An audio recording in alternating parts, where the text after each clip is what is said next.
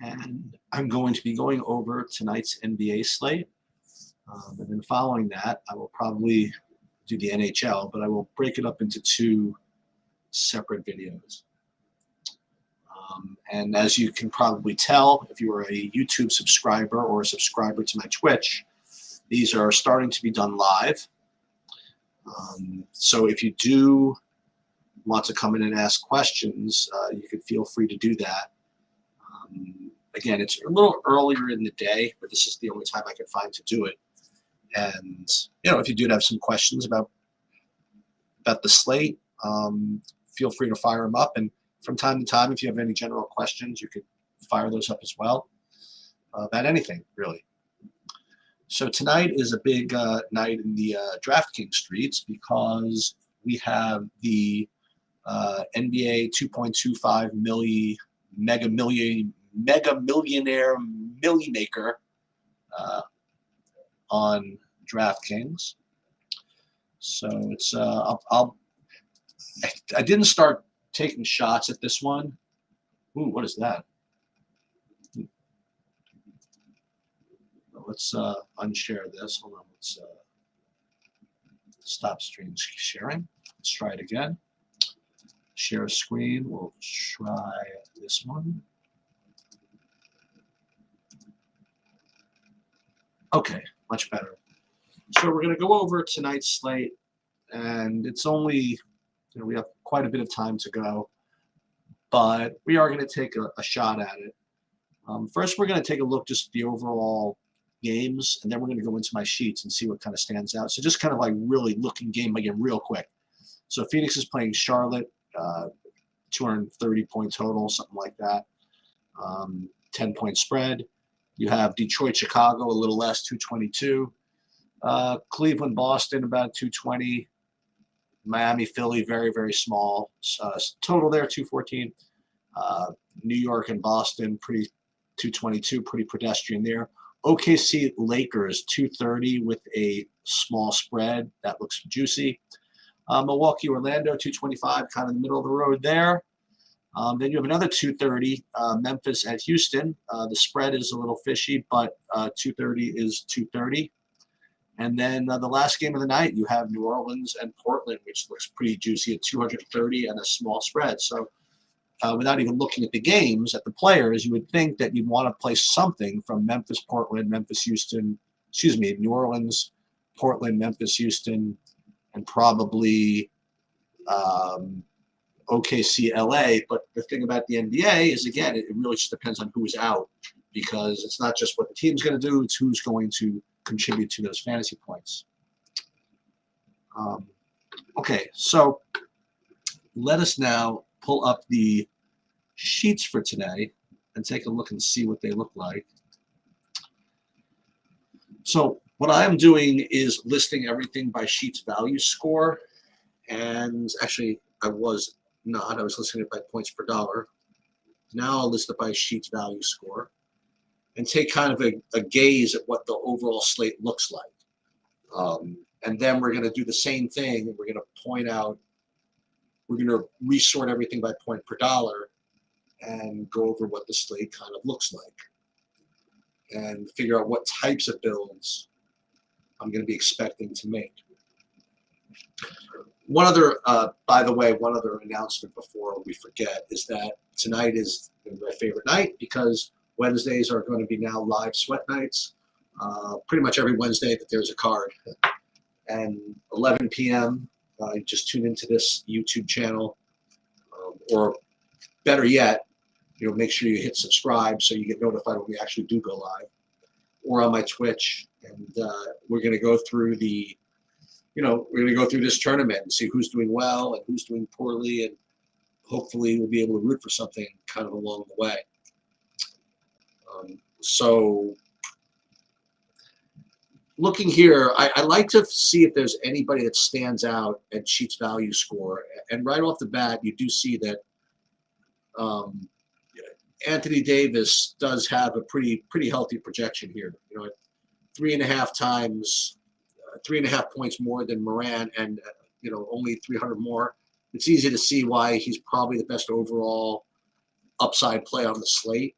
even more so than, say, Embiid and Giannis. And no surprise, that's why he rates to be owned probably the most of all these guys as well.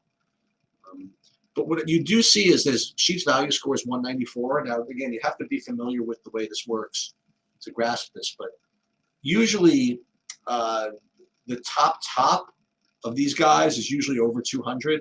So sometimes when you have like that big Luka projection or the Giannis projection, it ends up being a Sheets value score of usually over 200. So overall, it doesn't look like the highest performing slate in general.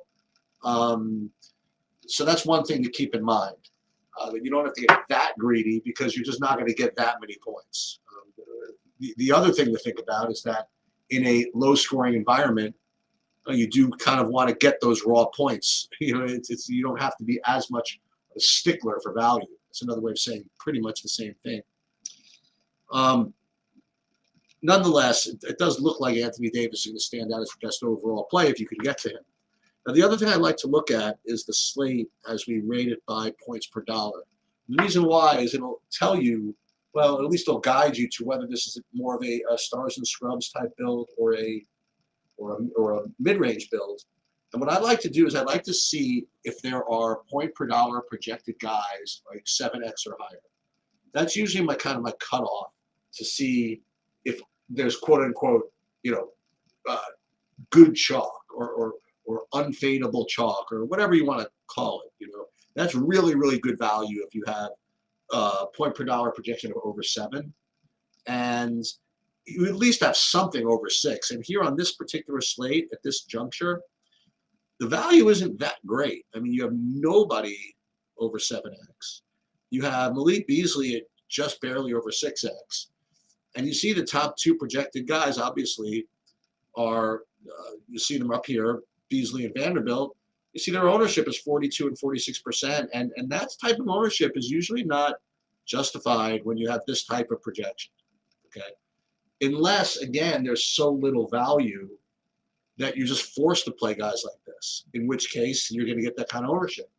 However, if you go back to my original point about what type of slate this could be, there doesn't seem to be a big stud that you have to pay up for either.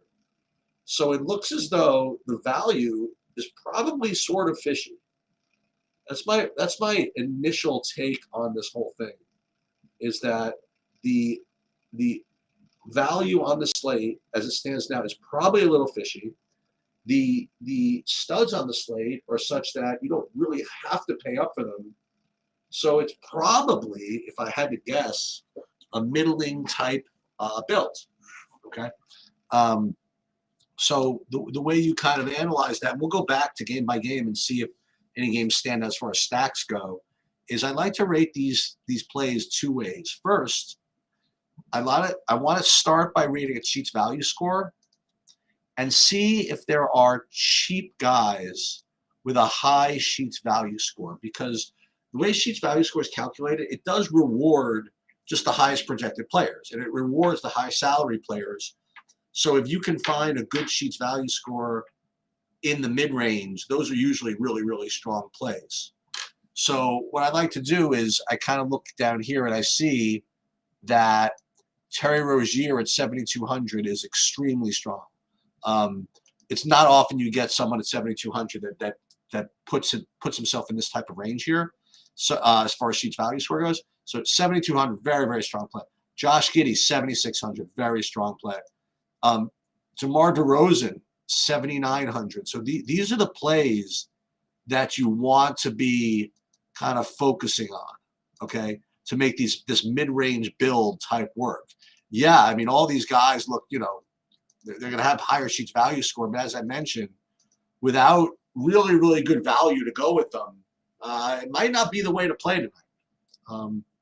So Rozier, Giddey, DeRozan, maybe like Morant being the cheapest of these two. It's funny when I look at this is this Lillard, Embiid, Giannis. I really think I want to fade all of them. I would rather, if I had to spend up, just pay for AD or Morant and just fade all 3 of those guys. But you have Rozier, Giddey, DeRozan, And then you see Beasley poking his head up there, not surprised. I mean, he's the top overall play on the slate from a points per dollar perspective. And the value score is like not that great. It's 147, but listen, it's on a slate like this, that's not that bad. Now the second way to handle this is to sort everything by point per dollar. And when you do that, you're looking for the opposite. When you sort by point per dollar, then what you want to do is look for the more expensive guys that rate to be good point per dollar plays. Okay? So not surprisingly, the same guy here just kind of rears its head, and that would be Terry Rozier, 7,200. Very, very strong across the board. And if you follow basketball, you'll know why he projects so well, and it's because LaMelo Ball is going to be out. Okay? And we'll get back to that game in a minute. So once again, we're talking about Terry Rozier at 7,200. Then the next one I see is Lou Dort at 5,100. Then you go back to Jared Vanderbilt at 4,900. So these are the more expensive guys that rate decently point per dollar. And then you'll see Anthony Davis shows up again. Josh Giddey shows up again. Okay, so these are the guys that are showing up on all of our metrics here. So if you could make a lineup with guys like that, you're probably going to be in good shape. So we'll go back to game by game, but before I do that, just for fun, and I'll tell you, like the last 2 days in a row, this has worked. You remember 2 days ago, we put up kind of like this mock lineup that we thought would be a good starting point. It ended up being Bobby's main build. It ended up what we played in the 555, and Bobby's chopped with it. And yesterday, if you recall, the lineup I was working with during this whole video was Morant, Davis, right, and Beal. And you go back to the video, you'll see it'll be Morant, Davis, Beal, and then all these Lakers or whatever. That lineup smashed. So I don't know if we're going to actually do this. Yeah, so Wiggy, unfortunately, the data sheet, that's only for premium subscribers on TrueDFS. Usually when I do these videos, I do it with Bobby, and I don't show it. I don't show those sheets. I mean, it's only fair, right? I mean, they pay for it. I don't like to show them the free videos. But when I do it myself, I like to kind of show them. So that data sheet is my own stuff that goes on as part of the premium package on TrueDFS. So you can just check it out over there. And we'll pull that back up in a few minutes. So if we're just going to, before we did anything else, just like start a lineup with the guys we just mentioned, we would start with Rozier and Giddey, right? Those are the guys that showed up kind of across the board. Rozier, Giddey, and then the top overall spend was going to be Davis. And then who was it? Lou Dort. That was the other one that showed up in a couple of different screens. So you pull up Dort, and then who were the top two Lakers? It was Vanderbilt, who goes in right here, and then it was who was the last? Was it Beasley? Vanderbilt, and I think it was Beasley. So you could start a lineup with like these dudes, and these are all good. I mean, listen, I'm not saying they're all good plays because things could change from now until lock, but these are all very, very good plays because again, this is based on a pretty good projection sheet here, and there's Vanderbilt. He shows up over there, and Rozier and Lou Dort, and then we go back over here. We get Rozier again. DeRozan, okay, that was another one we didn't look at. So if you wanted to change that, if you didn't want to play Giddey or you could play DeRozan, you could almost you can't quite put DeRozan in this build as well. But like if you want to build a couple of lineups, maybe you make one with DeRozan as opposed to Giddey, But what's cool about it is you're not going to be paying for any of the big spend ups this way. Like you're not going to, AD is 10-2. It's not like he's cheap, but you're not going to be paying for Giannis or Lillard or Embiid, or Tatum for that matter. So again, I mean, you are taking some risk. I mean, you have to make sure the whole three of those guys don't go freaking bananas. But I think that's the way you kind of have to handle this slate. All right, so let's go back and go game by game here, I guess. So Charlotte and Phoenix, we just talked about Giddy. Excuse me, about help me, Rozier. So let's see if anybody else from the Charlotte or Phoenix game kind of shows up as okay. I mean, what we're looking for is either is like a projection of 5x, of 6x or more. You're not really getting that. And in the absence of that, you kind of want a value score of about maybe 150 if you can get it. And you're just not really getting too much more out of the Charlotte game, which is just kind of surprising, right? With LaMelo out, you'd expect it to kind of filter in throughout the course of everybody. And listen, we're gonna be looking at some updated projections a little later, so maybe things change. But right now, not too much coming from there. And then in Phoenix, like if you wanted to play Rozier, but you wanted to kind of make a stack, that's what you want to do. You want to see what would be available on the Phoenix side. I guess the closest thing would maybe play DeAndre Ayton. His value score is okay, but overall, it's not that great. That's what I'm saying. This whole slate is very I feel it's very, very low scoring. So you got to be playing those kind of mid-range type plays. So if you want to play Rozier, you could play Booker and Ayton, but I don't think you have to on this type of slate. I think this is what they call a stock picker's market, and you don't necessarily have to go ahead and stack. All right, Chicago, Detroit. Now you remember, first guy that we identified as a really good play was DeRozan, right? So we'll remind us of that.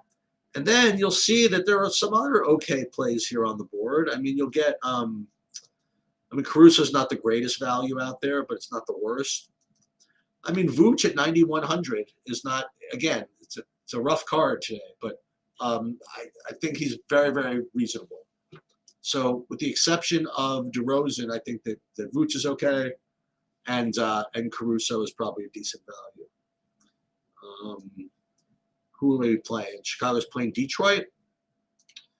Let's see what's happening with Detroit here in these projections. Well, you have a couple of these value guys that are still over 5x. So these are not that bad. Guys that we played already, like Killian Hayes, Marvin Bagley, Alec Burks.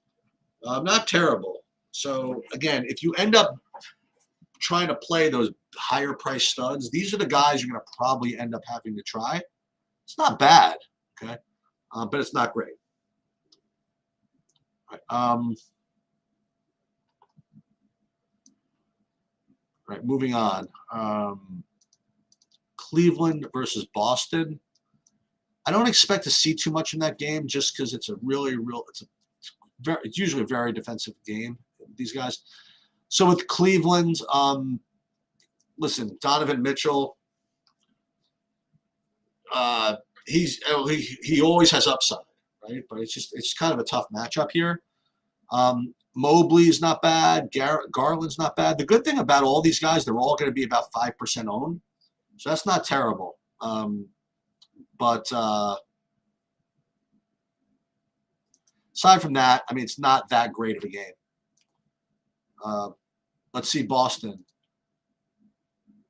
And Cleveland, unfortunately, is where fantasy points go to die. Very, very few games end up going off there, which is why all these guys are pretty pedestrian. I mean, Tatum will be really low owned. So if you want to take a shot, I mean, on a slate like this, I don't think it's that bad. But don't be too excited about it. And as far as value goes, there's really just nothing here. Right, so I remember we talked about this earlier. These games rated to be pretty poor. Right, Philly, Miami. All right, so first of all, this is sort of not revenge, but there was a really close game a couple of days ago. These guys played. It was very low scoring. Butler had a nice game, but it was it was tough. Points were tough to come by. So just be careful with games like this. That's why all these guys are projecting really poorly, and their ownership is looking really, really low. So probably going to stay away from pretty much most of everything from Miami. I mean, if you had to play someone, maybe I guess Bam. would be the best overall play there. And then with Philly, as I mentioned, and Embiid is a really good spend up, but it's just kind of difficult to get to. But listen, if you want to take shots at some of those values that I said weren't all that great, then yeah, this is what you're doing. You're going to play something like Embiid, and that value score of 177. That's pretty big on a slate like this. So if he gets there, and you can work out the rest of that value, I mean, he certainly is my preferred play. The other guys that I would mention is DeAnthony Melton. He is right on the outside of being like an awesome play. I mean, he's only 3,700, and on a slate like this where you really can use like value, I think he's got upside from this 21-point projection here. I mean, he gets hot. He can really start putting up some points. So I think he's probably my favorite like value from this game. So I think either Harden or DeAnthony Melton would be my guys on the Philly side. All right, Brooklyn, New York. Hey, fun game for the area. Everybody always gets excited about this game. Let's see if it looks okay from a fantasy perspective. I mean, again, Dorian Finney-Smith at 5x, Royce O'Neal at 5.5x. That would be the closest thing I would come to being like actually a really good play. Again, the Knicks have just been playing kind of slow, so these games just kind of don't deliver anymore. And with the Knicks, hey, Mitchell Robinson, not the worst. Quickly, kind of an okay speculative value play maybe. But if you didn't want to do any of that, you played Julius Randle. Again, it's not exactly as expensive as Anthony Davis, so you save a little money there. And he certainly is upside. So I think Randle is very, very reasonable on a slate like this where, as we've discussed already, any money you could save is great, and any upside you could generate is great. So you save money off of, even off of Davis by playing Randle at much lower ownership. Actually, not even.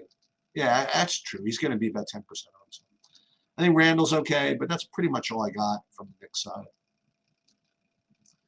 All right, Lakers against OKC. We got 4 more games here, and that's a very, very big total. So this is a game where you really could stack, and we talked about this already. Just to review, though, Josh Giddey, one of the best plays on the slate. Lou Dort, one of the best plays on the slate. And then you could fish around with his other OKC value, that being Isaiah Joe, Kenrich Williams, even Jeremiah Robinson Earl. I mean, all these guys are really, really good value. And given the context of this slate, I mean, it makes it a very, very stackable game here.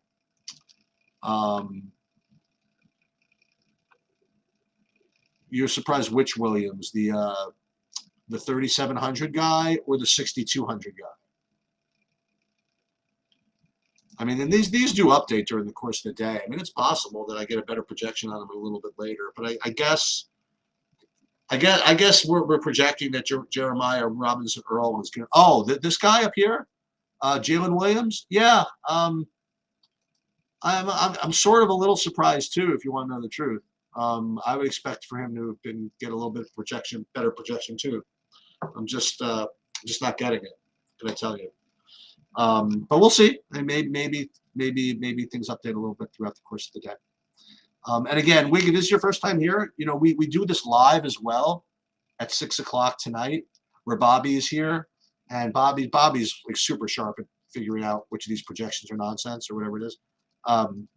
So if you want to come back at 6 o'clock, we have much more updated information. Okay, so that was OKC. And then the Lakers side, as we talked about already, Anthony Davis, super strong. And then these are the best values on the slate between Beasley and Vanderbilt. Now you should know that last night, Lonnie Walker went off, and Austin Reeves. So, like, these guys, Beasley and Vanderbilt, they were projected to be like the best plays last week as well, yesterday as well, and they did not deliver. They weren't terrible, but it was really Lonnie Walker and Austin Reeves that did it. That's, and it's kind of scary when you have these guys that project to be 40% owned, and you can get exactly the same result. So another thing at 6 o'clock, you come back with ownership projections. And as a matter of fact, like if you see if this is actually the ownership projection, I mean, I would go right back to these guys, Walker and Reeves. I mean, it's just a lot of leverage on a slate where value is kind of tough to come by. So, but nonetheless, I think that playing Giddey and Dort and hey, you want to play your Jalen Williams? I think it makes sense. You know, in the construct of a stack, you play 3 OKCs. One you can play Isaiah Joe, and then you could play Anthony Davis. I mean that all works really really well. As a matter of fact, before we go on, let's see what that kind of thing looks like. We're already doing this, right? We're already playing 3 LAs, 2 OKCs. You could add in if you want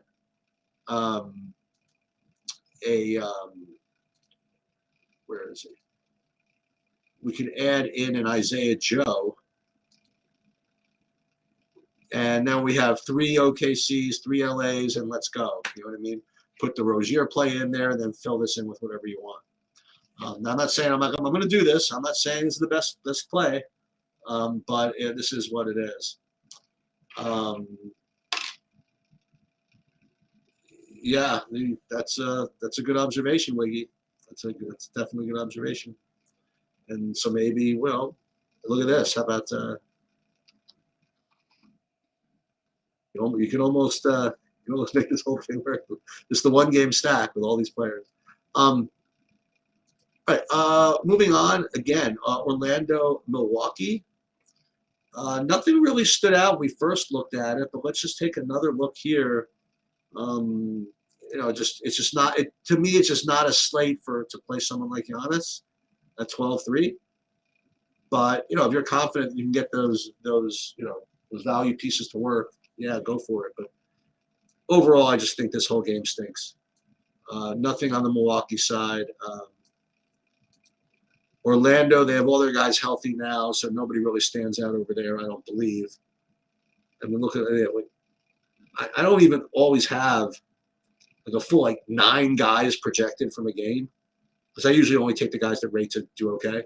I mean, it's just way too spread out. Moritz Wagner at 3,300. That's a guy that's going to show up, by the way. You know, you run optimals, that's a guy that's going to show up because he's 3,300 on a day without a lot of value. So maybe take a shot with that. Okay, last 2 games should be interesting. So Memphis, Houston. We already talked about Morant a little bit as being a good spend up. Now he went freaking bananas yesterday. But I think that so you actually do have to, I don't say be concerned about, but it's maybe they sit him. I mean, it's a game where they could probably get away with it playing Houston, but that's just me speculating. I mean, it doesn't matter. You know, if he's out, then you'll deal with it. Desmond Bane will look really good, and Dylan Brooks will look really good, and Tyus Jones will probably be a lock, you know, at 3,300. But if not, I mean, John Morant's a good play. He just is if he plays. I don't know if anybody saw this, but Jaren Jackson had just an insane dunk yesterday. Just kind of, well, I mean, he followed someone's miss. Nobody boxed him out. It's usually easier to look good in the NBA if you don't get boxed out. But anyway, didn't get boxed out. He tomahawk jammed a putback, which was pretty cool. Anyway, Dylan Brooks still looks like Dylan Brooks is okay. Again, I prefer to have a little bit better projection, but it is what it is. I mean, he's one of the better projected guys, even though he's not so great. So Dylan Brooks looks to be just kind of okay. So you want to play Morant, and then what you probably want to do, very similar to yesterday, is find the right values from Houston on the other side. But the problem is, again, is that it's possible that these guys are back, like Porter is back and all this stuff, which is going to make all these guys not quite as good. Guy who smashed last night was Terry Eason, and he's showing up with a good projection as well. Yeah, we're getting there, Wiggy.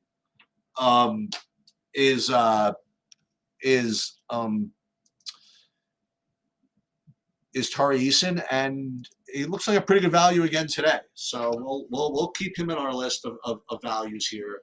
So overall, I don't think it's really the greatest stack type game because I really don't have anybody projecting all that great on the Houston side, with the exception of Eason. And, I mean, Porter doesn't even look that good. So what Wiggy was getting at, we had this last game yet, was New Orleans, Portland, and yes, this is the I think this is the big news. So he has a left calf contusion and he is questionable. So the bad news is that this game is at 10 o'clock. And it's a full, 2-hour late night hammer, and you might not know anything until 9:30. So we can sort of speculate like what we were going to do. But before we do that, let's look at the Portland side first. Okay. So as I mentioned, like Lillard is, he's been doing it, but listen, I mentioned last night I thought he was kind of a fishy play. I don't like him as much on the road as I do at home for openers. He didn't do all that great against Golden State, but now he comes back home. But it's a guy like that on a back-to-back. I'm just not so sure. He's just such a lock here. So I mean, certainly a good play. What else on Portland? I think Eubanks is fine. I think Watford is just kind of fine. But overall, nothing's really standing out. But the real thing is on the New Orleans side. So we'll deal with the bigs in a second. But even in the absence of the bigs, I mean, I think Ingram is very reasonable. I think McCollum is pretty reasonable. And then already you have Najee Marshall, who's like kind of a – remember, we're not talking about like 7 or 8x values that we're competing against here. So Najee Marshall is probably not the worst play in the world, even if you get no other value. But the thing is that, as you were saying, that if Valanciunas is out, then these other bigs just become really, really good plays. I don't even have them projected yet, right? But we're gonna have them projected, okay?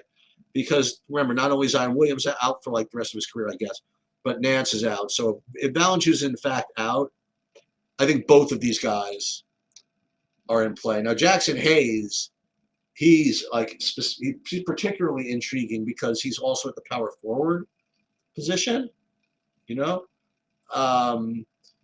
So what I think I would do is instead of putting, that's the thing. Like you could put Hernan Gomez or Hayes in the utility spot and speculate. But what I would say is that instead of playing Thibault, and it's the same concept, but I would probably play the guy that I just mentioned from New Orleans, from Najee Marshall. But it doesn't matter. It's the same idea. What the idea is that you hold a spot you hold a spot that it's either going to be an awesome play or an okay play, And I think that in the end, that's what you're going to have to do. Now, the good thing is that Valanciunas out, while it does sort of help Ingram or and McCollum, it's not like it overwhelmingly helps them, So it's not like you have to choose between somebody and McCollum and Ingram, beforehand. So from an overall scheduling perspective, it's a very annoying slate, right? Well, the good thing is that, I think everybody's gonna be on top of it, and also the good thing is, as I mentioned, at 11 p.m. I'm going to be doing the live sweat, and probably going to have somebody in this game, and we're probably going to have to be sweating something, because someone's going to have Lillard, and someone's going to have Ingram, and someone may have Hernan Gomez or whatever. So what I want to do now is I want to do a SaberSim build, just to see what it would look like if the projections didn't move and there was no. You want to have some fun? I'll tell you what we're gonna do. Let's check this out. So we're gonna make a build as is, and then we're gonna finagle the New Orleans projection a little bit and see what we do. So I already uploaded all the projections into SaberSim. These were the SaberSim projections here, and my projections are the one that I replaced them with. Let's build 150 lineups given the projections that I just fired up, and I'll see what they come up with. I'm imagining, I really don't even know what I'm going to get. I can usually figure it out. I guess I'll go right back to the Vanderbilts and the Beasleys. Well, I'm curious.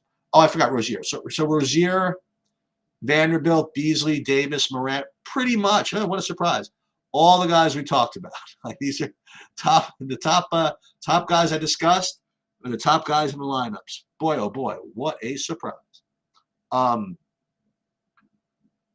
So I mean that's perfectly reasonable. But let's just see what would happen if we screwed around a little bit. So let's go to New Orleans. It's kind of hard to do, but let's take out Valanciunas for a minute, and let's give a projection to Hernangomez of, let's give him 25. 26 fantasy points. Now we gotta give Jackson Hayes something. Let's give him 15, maybe 16. So if we did that, let's see what it would look like. I'm presuming that Hernangomez is going to be 100%, but let's just take a look. But the problem is, again, is we won't know it until, right? We won't know it until probably later on in the day. So if we did this, yes, what a surprise. Just Hernangomez would go straight to the top, and everything else would be pretty much the same. So that's pretty much all I have at this hour. I think you hit it right on the head, Wiggy, is that I don't want to say this is all useless, but you do need that Hernangomez news. I mean that you know what I mean. Now I will say, let me take a look at FanDuel for a second. We'll see what this looks like. See if there's any real big difference. Just in my sheets. Yeah, actually, Jeremy Grant shows up as a much better play on FanDuel than he did on DraftKings. That's interesting. As he usually does. And aside from that, everybody's pretty much the same. So again, going back to the whatchamacallit, to the announcement, 11 p.m. First of all, 6 p.m. tonight, we're going to go live with hopefully updated information. Then at 11 p.m., we're going to go live again to sweat the NBA, the NHL, whatever is going on in fantasy. Also, we're going to do our live PGA lineup build, where I actually build my actual lineups. And yeah, and that's what we're gonna. And so it's gonna be a fun late night sweat. Wiggy says Brooklyn top 3: Dinwiddie, Bridges, Cameron Johnson played 35+ minutes. Solid low and stack. I am not going to dispute that at all. I think if you want to throw another guy in, like Cam Thomas has upside as well. And I will say that, as you mentioned, it is very low owned. I don't think people are going to do that. And that's it. Okay, I'm going to take a little break. And for those who are interested, I'm going to be firing up a hockey one in a few minutes. And that'll do it. Good luck.